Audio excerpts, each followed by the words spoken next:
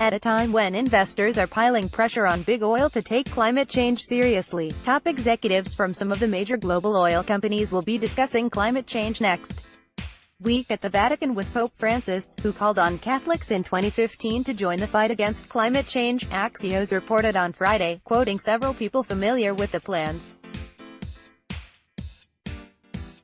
According to Axios' sources, attendees include, among others, BP's chief executive Bob Dudley, Eldar Sætre, CEO at Equinor, formerly Statoil, Larry Fink, chief executive at the world's largest asset manager, BlackRock, and Ernest Moniz, former U.S. Energy Secretary under President Obama. ExxonMobil will also be represented at the meeting at the Vatican that Pope Francis will be hosting, according to multiple sources who spoke to Axios.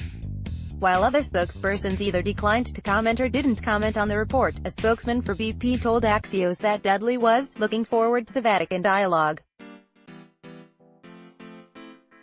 He believes gatherings of this kind help develop a better understanding of the energy transition and the best ways for corporations, countries and wider society to participate in it. A spokesman for Moniz has also confirmed his attendance. A few months before the Paris Agreement was struck in 2015, Pope Francis wrote a so-called papal encyclical letter to the world's 1.2 billion Catholics saying that climate change is real and climate change is a global problem with grave implications, environmental, social, economic, political and for the distribution of goods. The meeting at the Vatican comes just after large global investors, representing a combined $10.4 trillion worth of assets under management, urged oil and gas companies last month to start acting responsibly and tackling climate change. Investors are embracing their responsibility for supporting the Paris Agreement. It is time for the entire oil and gas industry to do the same, 60 large investors wrote in an open letter to the Financial Times.